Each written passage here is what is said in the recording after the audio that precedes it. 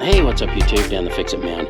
Got another quick video here for you. I'm going to show you how to change your front brake pads and your front brake rotors on a 2008 Acura MDX. Now I did do a video of this about 6 years ago, just changing the pads. It was just a quick down and dirty pad swap. I'm going to do a complete brake job this time and just show you everything that's involved. This is starting to pulsate a little bit and vibrate under hard braking, so we suspect that the rotors are a little bit warped, and we're going to go ahead and change those along with the pads this time. Now the first thing I like to do is push the caliper pistons back in. In this case we have two caliper pistons inside this caliper, and there's two little access ports or openings right here. There's another little inspection window here, but you can just get a couple screwdrivers in there and pull those towards you and pry the caliper pistons back in. But before we do that, it's important we go take a look at the master cylinder and make sure that we're not going to overflow that brake fluid, because it's going to travel backwards through this line up into the master cylinder. Now here's the master cylinder reservoir right here. You can see it is actually pretty full. I'm still going to go ahead and push those caliper pistons back in, and hopefully we don't overflow this. If you do feel like it's too close, you can take the cap off and suck out some of that old fluid with a turkey baster, or even just roll out a couple paper towels and try to wick up some of the fluid that way. The fluid probably should be changed. I'll talk to the owner about that, but for right now I'm just going to cycle it backwards up into the master cylinder and hope we don't overflow that. A lot of people ask me if you have to take the cap off when doing this, and you don't. Any air in there will still be able to escape. If you're concerned about that or additional pressure, you can loosen that lead. All right, now that we know we have enough room in the master cylinder, I'm going to just grab a flathead screwdriver or a small pry bar, whatever you have that'll either fit in these little openings right here or even this little inspection opening, and you just try to either catch the edge of the rotor or the edge of the inside pad, or the outside pad rather, and then just pull that towards you. Just in that one action right there, that one movement, that pushes the caliper pistons back in, and now we've got room for the new pads. All right, now we can loosen and remove these two caliper slide pin bolts. Those are 17 millimeter. That's what those look like. And then we're going to pull the caliper off, and using this little hook, just going to hang this up above, up on the coil spring as high as we can, up out of the way, just so that we're not dangling that from the brake line. Then we can pull out the brake pads, and you can see this little spring here is pushing the brake pad out like it's supposed to. Take those off. Take off the inside pad here too.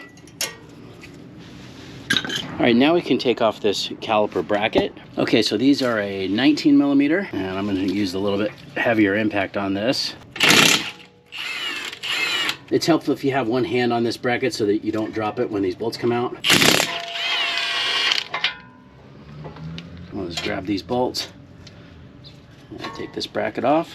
Now on these Honda and Acura rotors, there is this little screw right here, this JIS3 screw. It looks like a Phillips, but it's not. It's a Japanese industry standard, and you do need an impact screwdriver usually to break these free. I used to use just an old channel lock screwdriver that had a number 3 Phillips, and it had a hex-shaped shaft, and sometimes I could hold it on there and turn that and get lucky, but sometimes these will strip, and then you end up having to drill them out. But this is a tool I'm using here. This is I know it's really dirty here, but this is by Vessel. This is the Impacta version. It's a Japanese made, and this is their number 3. And the way this works is if you hit the back of the screwdriver here, you see this little cap right here, you strike that, and this will actually rotate, has like a ratcheting mechanism inside, which will cause it to turn and impact and loosen that each time. So sometimes it just takes a few hits, and then that will break that loose enough to where we can turn it. So let's do that real quick. So I just hold the shaft here. I used to try it by holding this, and then my hand was always bouncing. So just hold the shaft in there and then hit it with a small sledgehammer. After a few hits, see, it's already loose.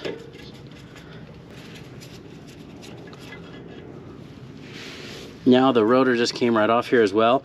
If it doesn't, if the rotor is stuck on there, you can see you have these 2 threaded holes.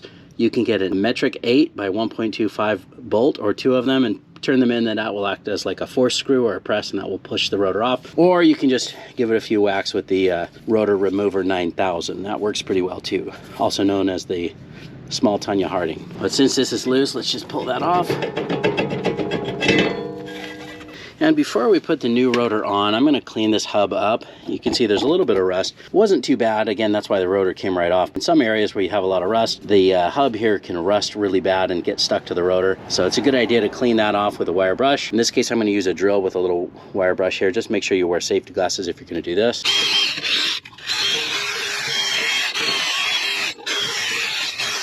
Now the other thing I'm going to do is put a little bit of this anti-seize on the hub. That just seems to protect that and keep that from rusting, and that'll make it so it doesn't get stuck for the next person that takes it off. I'm really mostly concerned about this little shoulder right here of the hub. This little part is where it seems to stick the most. Really doesn't take too much of this stuff. That should be good. All right, now before we put the new rotor on, I'm going to clean this off. It's got some of that oil that it's packed in. Just use some brake cleaner here and wipe that off.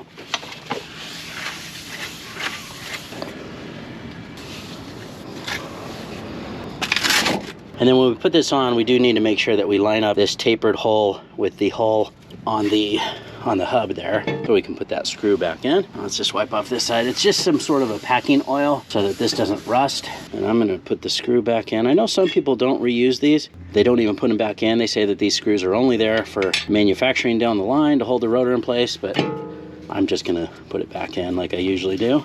You can get replacements for these too. They're pretty inexpensive. And just make that snug. Okay, now we can clean up this bracket here, and we're gonna change out the hardware. Our kit comes with new hardware, these little abutment clips here. So just pop those off. Back in the day, most kits didn't come with replacement hardware, and it seems like nowadays everything does. Just take note that these clips are different. See, one has the little tab. That's the one that goes on the top. Now it's important that those clips sit flush on here. You can see a little bit of rust starting right there. So we're going to clean that off and put a little bit of that. We're actually going to use the caliper slide pin grease underneath here as a protectant to keep those from keep this from rusting and pushing up. So let's just get this cleaned up with a wire brush. Remember to wear those safety glasses.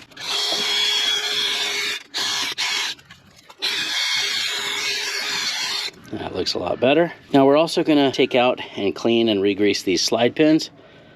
These ones actually aren't too bad.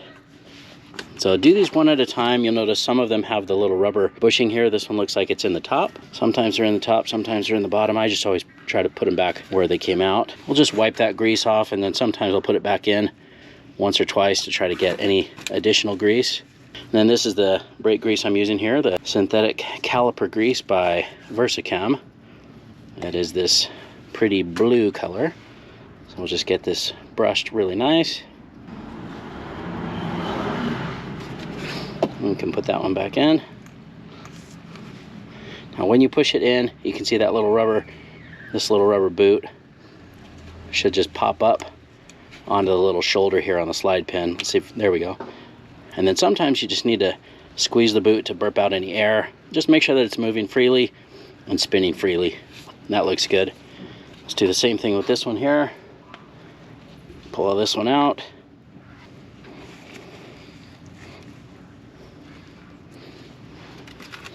Same thing, we'll pop this in one more time. See if we can clean out a little bit more grease. If these are really bad or really stuck, you can clean these little recesses out, take off the boot, clean the recess out with brake cleaner, and then put in new grease. These ones aren't too bad.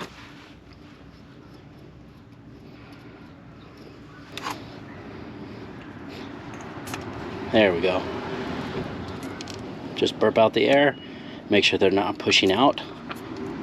They move freely like they should. Okay, before I put the new clips on, I'm just going to hit these little surfaces here with a little bit of that grease just to protect that from rusting. Just make sure you get the right one. This one does not have the little tab. This is the one that goes on the bottom. And then same for this side. But this has the little tab, and we know that that's the one that goes on the top. Now I know some people say you don't need any grease here, but all of the manufacturer specs that I've seen do show greasing all of the contact points, the metal contact points of the pad or the backing plate, because that's where they do slide. Now if you use too much, it'll gather a lot of dust, and I know that these get really hot and some of that will just melt away, but it seems to leave some sort of a residue that helps dampen some of the vibration that causes noise. Now before I put the caliper bracket back on, I'm just going to put just a little bit of this thread locker on these caliper bracket bolts. Doesn't take much, just a little drop or two on each one, and I usually just kind of roll those together to spread that thread locker around. That looks good. And then we can put the caliper bracket back on. Just get these started.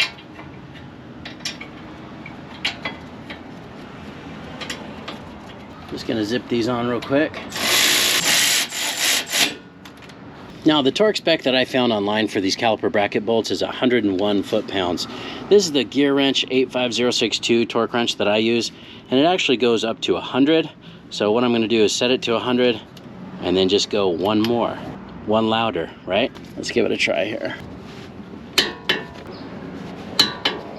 Oh, that worked. All right, now on the brake pads, again, I always just put a little bit of this brake grease on the back of this. Now, newer pads, now I've noticed that they have these rubberized shims, and even the back of the brake pad is coated, and that does help reduce some of the vibration. But really, this is the method that I've used for many years, and I know it gets hot. I know a lot of it melts off. I know a lot of people say you don't need any grease on the back of the pad anymore, and maybe you don't, but this little bit doesn't seem to hurt anything.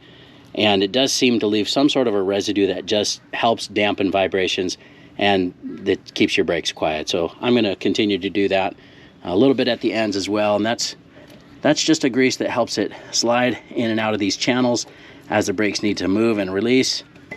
Same with the outside pad, just a thin coating of this, a little bit at each end. And just don't get any on the surface of the material or the friction surface or on the rotor.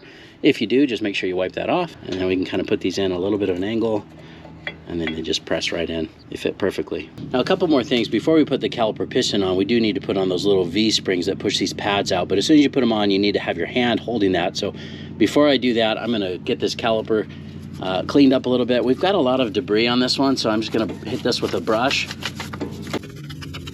It's also a good idea just to inspect the boots around there. It's also not a bad idea to hit that with just a little bit of grease on the face of that caliper, which will again help dampen the vibrations, and even on these outside edges over here, the inside face, that's going to also make contact with the brake pads.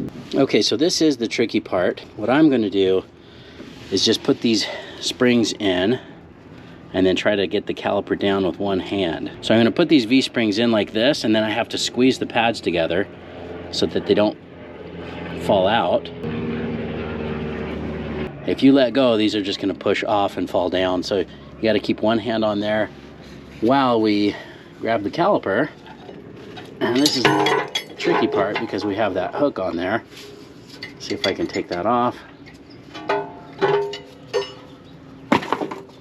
All right, if you had an extra helper, that would be nice, but if not, that's all right. And then we just carefully put this over the pads. You might have to slide or pull on those slide pins a little bit. See how the slide pins have these little flat edges? Those have to line up like so on the caliper. And then we can get these little slide pin bolts started.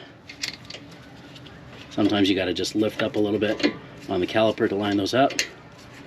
And see, this wants to turn and not line up, so we're just going to turn that until we get past that point. Like that. Same with this one here. Just get that started. I'll just snug those up real quick. All right, and the torque spec I found online for this is 53 foot-pounds.